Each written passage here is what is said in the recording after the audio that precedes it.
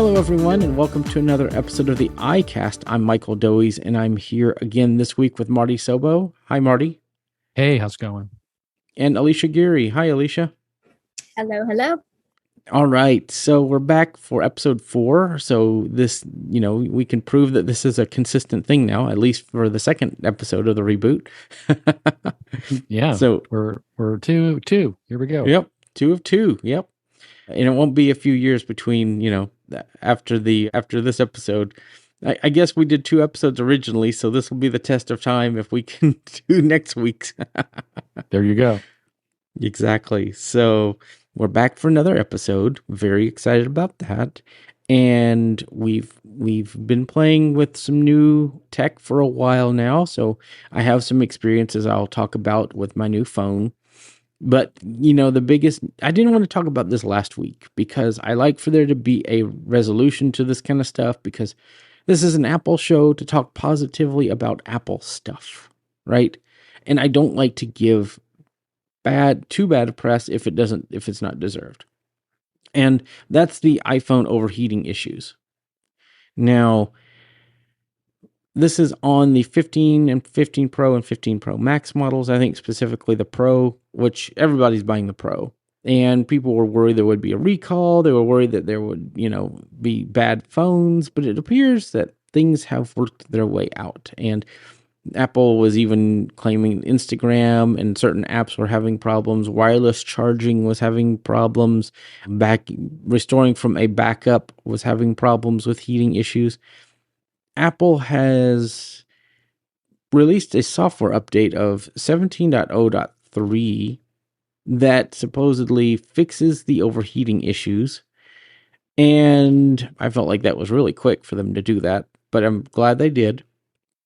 And the concern was that in them doing that, it would make a hit to performance on the iPhone, because what are they doing to really kind of keep the chip from overheating?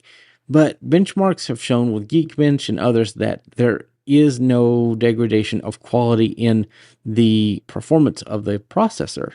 So I would like to know, you guys don't have this phone, but what are y'all's thoughts on this whole issue in general?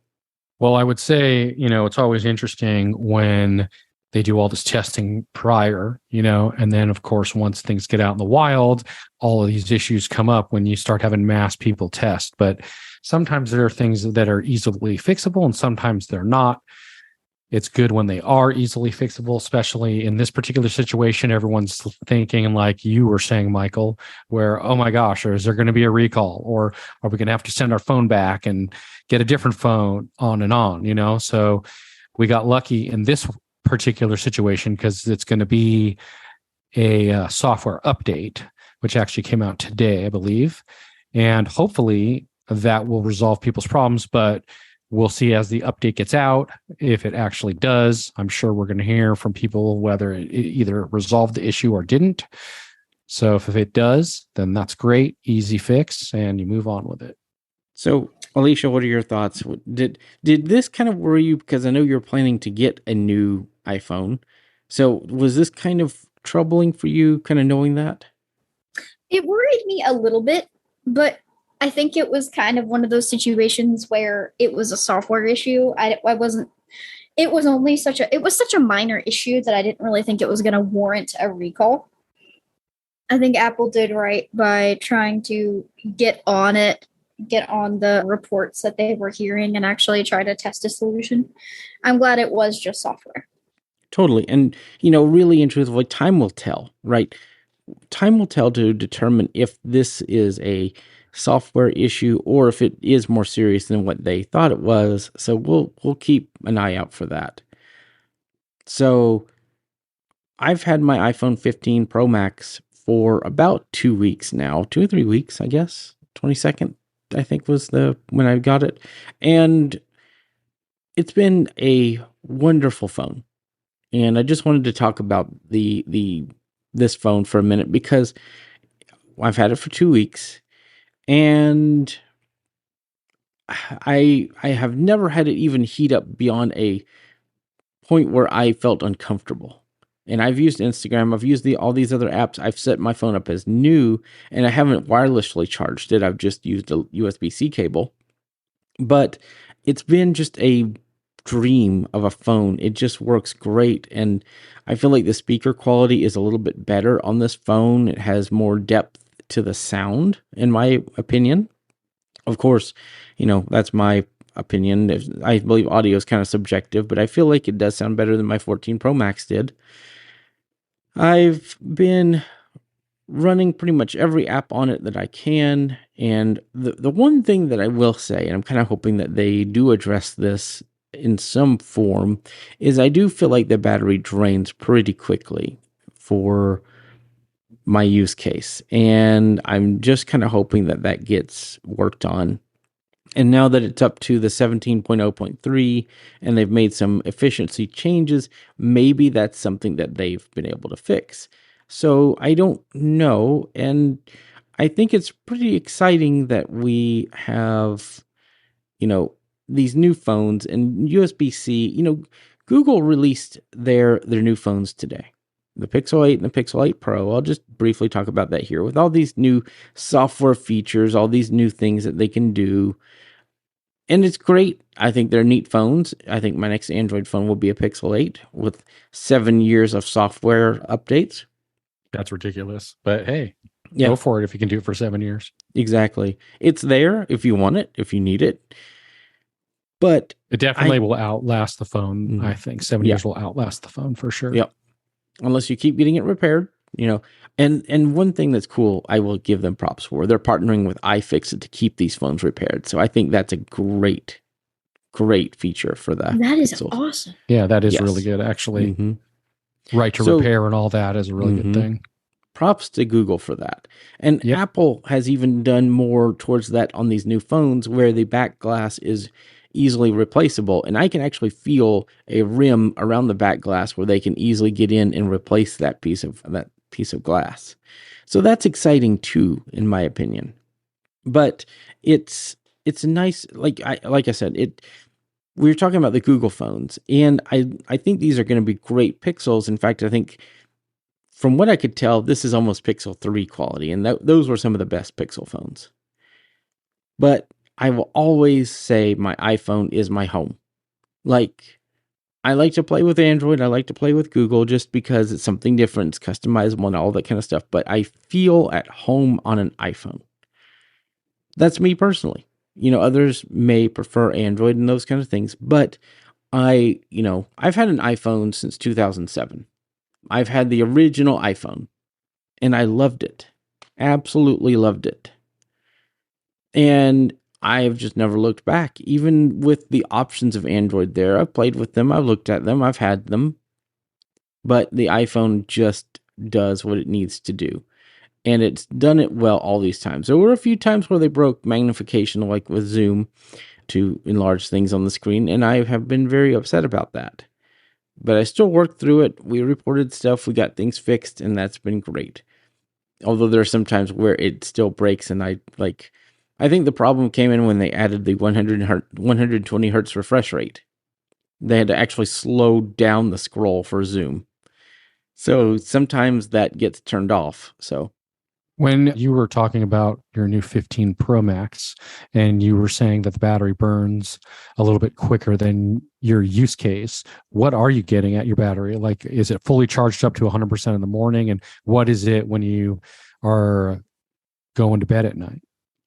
I'm not a regular charger. I don't charge it in the morning. I charge it when I need to charge it. And typically I charge it whenever I'm developing apps and I'm sitting here with it connected to my computer charging up. So I don't have a definitive, this is how much I charge it. I just noticed compared to using my 14 Pro Max that I just don't seem to get as long of an amount of time out of it. I feel like it's just a bit faster on the drain. But again, it's not something I could quantify. Yeah, I feel like your use case is a bit less of the average because you do use it a lot for like app development and things like that.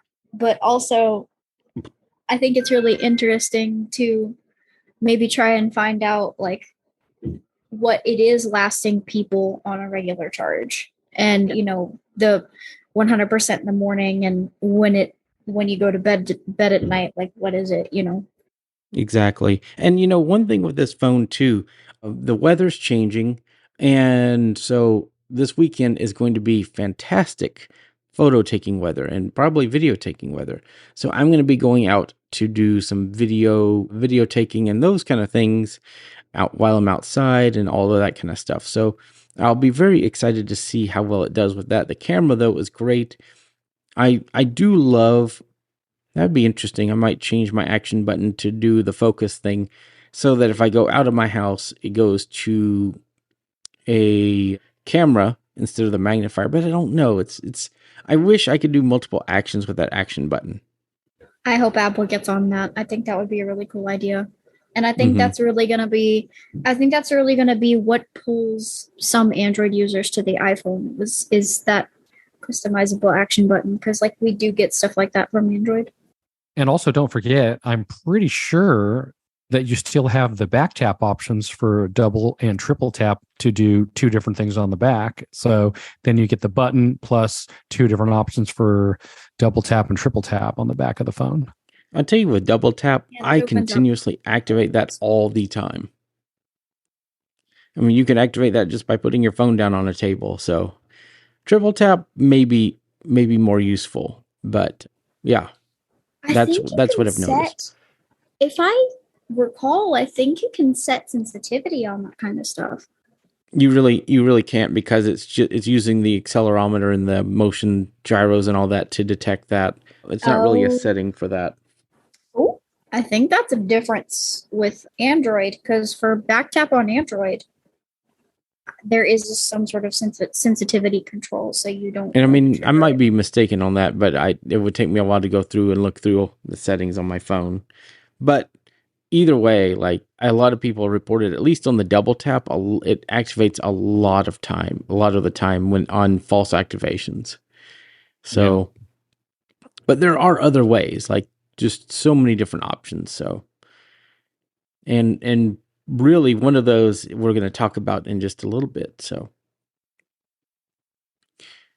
the other thing with this phone is just the USB-C. That's been fantastic. Just being able to plug it into any, USB-C connector will charge this phone, and that's kind of fantastic. So for me, who has USB-C everywhere around my apartment, just being able to have that flexibility is just important, and not have to worry about, is this a lightning cable? Is this a USB-C cable? It doesn't matter anymore. It's just all USB-C, and that's kind of a big deal. So I'm glad that they made the change this year. Yep. It's great too. You can plug in other devices, external hard drives and any kind of USB-C device. So it's pretty awesome. Yep. I mean, just the USB-C alone is fantastic, in my opinion. It just brings so much options to what you can do with your phone, with that USB-C. So, and don't forget, you can actually charge up your small devices, your earbuds, your Apple Watch, or whatever the case may be. Yep. So it's kind of exciting. We have quite a bit of chat on our YouTube today, so that's really exciting. So thank you all for being here. So we did have one chat that mentioned that Eloquence was removed on 17.0.3. I did notice that on my phone, so that was interesting. I'm wondering if it has to be re-downloaded. We'll definitely have to check on that and see what's happening with that. So Jesse mentions that just restarting your phone may fix the issue. Doesn't always work. Sometimes just it takes a while, but things do get back to normal. I would recommend also just going back into your voice settings and selecting your voice again, and sometimes that fixes it as well. So again, thank you for all the chat messages. This has been great. Having feedback is fantastic on our shows. So also, if you're not subscribed on YouTube or on, your podcast platform, please subscribe to the iCast and IACast on YouTube. Also, if you're on YouTube, as YouTubers typically say, use the notification bell so you get alerted when we have new episodes of IACast network content. Fun times. Yep. Okay, so let's talk about interacting in a different way. and that's interactable widgets.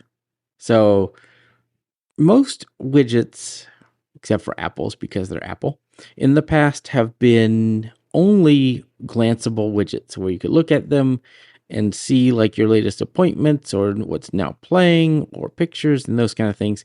Tapping on the widget would open the app. But now we have more.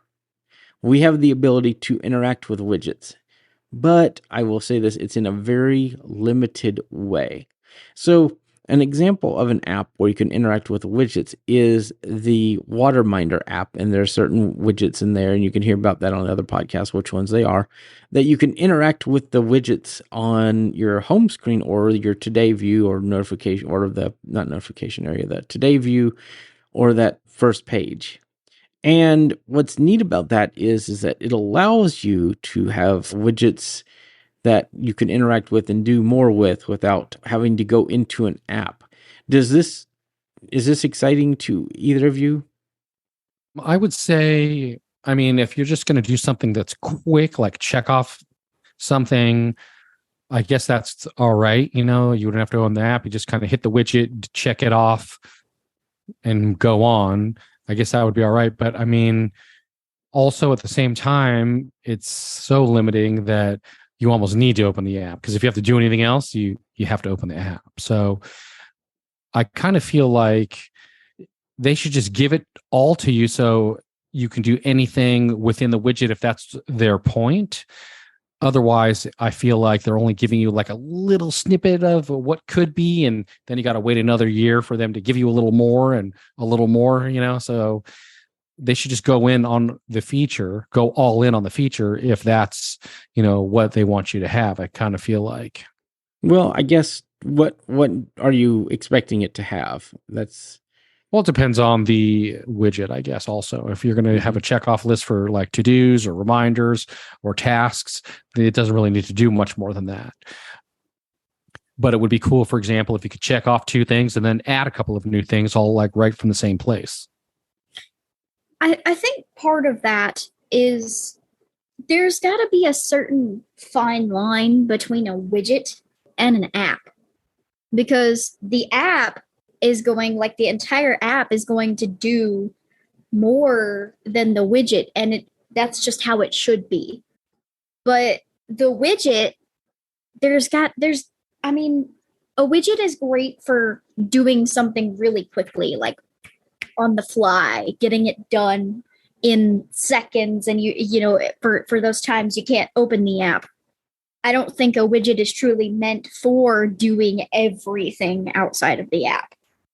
That's a bit too much to ask for one little widget.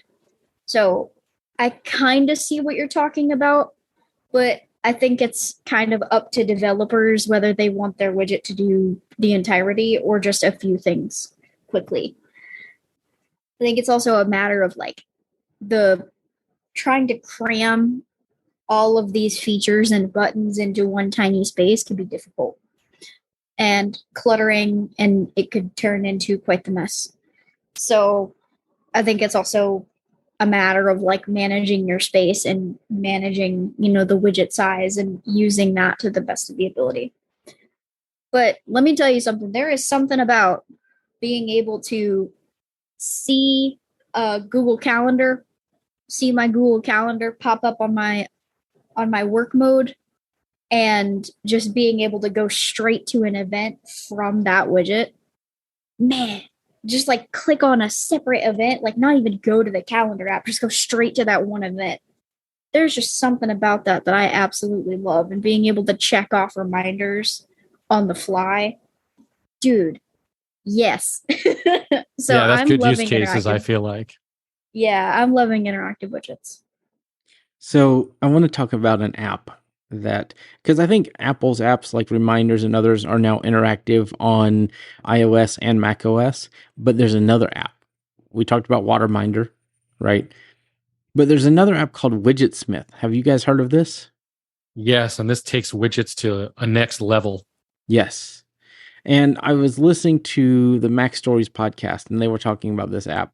And you even could do like slideshows and carousels in widgets, photos. You could do like so many different kinds of things with you can make like drawers of widgets, like a widget that's a drawer of other widgets, and so many other things. From the guy's name is David Smith, and he's fantastic. He makes really cool apps. And what's interesting is he's done all of this with only two control types, guys. There's only two kinds of controls that you can interact with interactive widgets, and that's buttons and toggle switches. Isn't that interesting? Buttons Yeah, and toggle definitely. switches. He's definitely really innovative. All his Mhm. apps are really innovative. He's just really good at, pulling off things you wouldn't think of. And all of his apps look really good in terms of look, feel, design wise, but functionality also. He does a great job all the way around. He's just a really good developer. And, the Shortcuts app has had interaction for quite a while because you can put the Shortcuts widget on your home screen and tap on specific shortcuts in that widget. So that's not anything new. It's just now new for developers to take advantage of. So is there any widgets any kind of things that you have that are apps that you wish that you could use as widgets? This app already has widgets, but I wish it was interactive. I wish that Weather Channel had an interactive widget where you could like scroll through the hourly forecast that it gives you on screen, because I don't know, something about that idea and being able to look at your next few hours and scroll through without having to open the app is just insane. Yeah, or if you have a weather app, even the regular weather app, I don't think you can scroll through your saved locations within the widget. I think you have to open up the app for that. I think that's kind of I don't know. I feel like that's a bit beyond a widget. Just to be able to swipe through your different saved weather locations. I think that'd be, if you could just look at a widget in the today view and you can just go, oh, let me look where I'm going instead of the local location that you're at. You can flip through. Maybe you're going to be, flying or something like that. And you just want to flip through the widget real quick and see what the glance of weather is where you're going. That'd be a good feature within the widget. Yeah, I was just looking at the small widget, and you can change the location by editing the widget, so you can do that pretty quickly. And actually you could, in a way, based on focus mode or by home screen. So there's some ways that you can kind of customize that to do things like that. Yeah. That's a good idea. Actually, those are good options. I didn't even think of those. So if you're going to work or something and you're commuting to work, for example, like, I don't know, this example doesn't fit everybody, but it's just an example. If you're going to work and your work is in another city than your home, you could switch into work focus mode and have the work focus mode widget be set to, have the focus mode for your work be set to your city that you're working in's weather so that you can still view those. Yeah, that would be good. That's a good use case for it. Yeah. And I know that Android has similar things. I made an app called Current City where you could monitor what city you're going through. I don't know if it's still in Google Play, but it had a widget. And I made a app called Start Speaking, and it had a widget where you could put text and it would speak out loud on Android. Again, I need to check the Play Store to see if they're still there. But you had a lot more control over widgets on the Android platform where you could put text fields and things. Well, I can't remember if you could put a text field, but you could do a lot more of the controls and things like that, and you had a lot more control over the size of the widget. I do kind of like Apple's a little bit better because it was small, medium, large. You don't have to worry about precision pixel pointing and the DPs, device pixels, and all that kind of stuff you have to do in Android land. But it's just one of those things that the differences between platforms, what you prefer and what you because designers have full control over what they do on Android. iOS, you kind of are handheld through the design process. So it's just in what you prefer. But since this is an Apple podcast, I kind of prefer the Apple way. But that's beside the point. I kind of wish that there was a better, like the shortcuts widget is fine. but I wish there was more of a like show sub lists of shortcuts, folders, and more customization to the shortcuts widget through interaction. That would be pretty nice. But I need to go through Widgetsmith and just see what's there, what I can customize and things like that. Even starting a timer from a shortcut or clocking in and out as widgets would be really nice. But I think that we're just seeing the beginning of these interactive widgets, and I think it's just very exciting to see where we're going to go with that from here. So, do you guys have any thoughts that I haven't mentioned about these interactive widgets? Yeah, I mean, it would be cool to see where they go in the future, but I feel like I'm with you. I want to check out Widgetsmith and see how much more that expands what you can do with widgets. I don't currently have that app, but I want to try it and see where it actually will go, what you can do, how kind of crazy you can get with, your widget. So I'm definitely going to give that a try and see how that goes. I'll probably look into Widgetsmith. I think it's a cool idea. For sure. So those are our topics today, but we're gonna for sure start this segment this week as we wrap up the show, as we do similarly on the IACAST. But we're gonna focus on apps on this show. So I hope you guys have picked an app. I have, and if you want to start us off, Alicia, do you have an app for this week? And if you want to give your contact information as well. I have been playing around a lot with.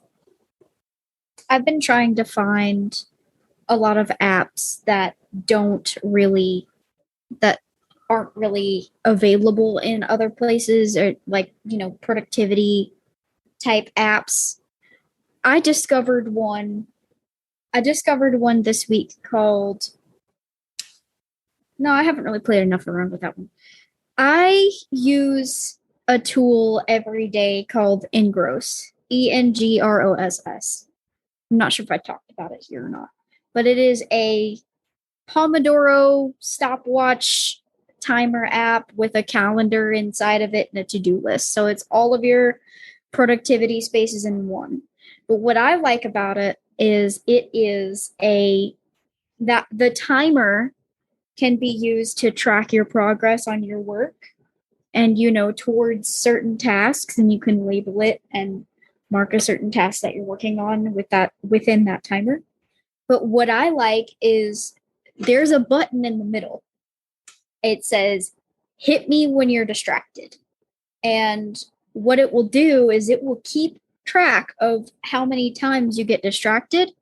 And then at the end of your work session, it will tell you based on statistics when your peak productivity level is, how many times, like when your lowest level of productivity is, when your worst distraction time is, et cetera, et cetera. And I like having those statistics because it tells me a lot about how I work and how much I can go before I get burnt out and start getting distracted and focused on other things. So I really love it to keep track of what I'm doing and make sure I get stuff done. And where can people find you on the internet? Oh, on Mastodon, I am BlindOneLives at techopolis.social. On Discord, I am BlindOneLives. My website is blindcopywriter.com. You can also find me on LinkedIn as Alicia Geary and Facebook also as Alicia Geary. All right. And Marty, what app is your pick for this time?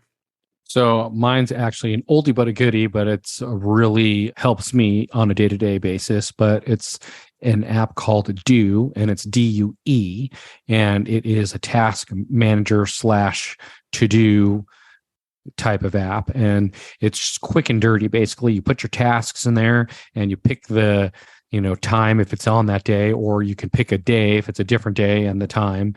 And it's just straightforward. You put in what you need, you put in the parameters and lock it in there, and then it just annoys you until you actually get the thing done. So I really like that app. It works great with VoiceOver. It works on all the things. So my watch, my phone, iPad, on the Mac. So that app is really good. for just quick and dirty, drop your tasks in there or your reminders, and it'll just annoy you until you get them done. So great app, been around a long time, really well designed, worked with VoiceOver. So oldie but a goodie. So check that out if you're looking for something like that. If you want to track me down, you can find me on Mastodon, Marty at unmute.community. I love that app, by the way. It's a really good app. Fantastic. And so I'm going to be the fun one of the group this time. And I'm going to pick my pick for this time is called Marvel Unlimited. I'm a huge comic book fan and I love to read comic books. So you can download Marvel Unlimited. It's like $10 a month. And it gives you access to every Marvel comic book ever made, pretty much. And so I'm reading like the Fantastic Four series from, the 60s. So it's kind of fun, really interesting just to see like the way they did kind of things back then and it's in comics and things like that. And what's really kind of neat too is if your vision gets tired, there is a feature with VoiceOver. I don't remember exactly how to configure it. I think it's describe images or screen detection, that kind of thing. A screen, what's it called? It's basic screen recognition, I think is what it's called. And if you have that on in this app, it will recognize the text in the comic books and, believe it or not, read it pretty well. So you can, with time and patience, go through and read the comic book. Sometimes when the text runs together, it does kind of get confused. I kind of hope they do better with that in the future. But it's really exciting just to be able to have VoiceOver read your comics. So really happy about that. And so Marvel Unlimited. And I hope you enjoy the comic books as much as I do. As for where you could find me online, I'm Mike Doies at techopolis.social on Mastodon, Mike Doies on X, if anybody's still there. Michael Doies on Facebook. You can email me, mikedoies at icloud.com, and you can find me all over the web. So just search for me, and hope to talk to you soon. And we really want to thank everybody that's been on YouTube and on the radio station. We've gotten some great chat messages. So it's been a very interactive episode, one of our more interactive episodes. So I'm glad that people are chiming in and enjoying the conversation. And, this show is here to stay. We're going to talk about Apple stuff. And I think next episode, we really need to give the Mac some love. Don't you guys think? Yeah, absolutely. Absolutely. Yeah, we've done 2 iOS-based episodes. Let's give the Mac some love. I think that will be great. So stay tuned for that. We will be back next week for another episode. And until then, enjoy the Apple products, and see you next time. See ya.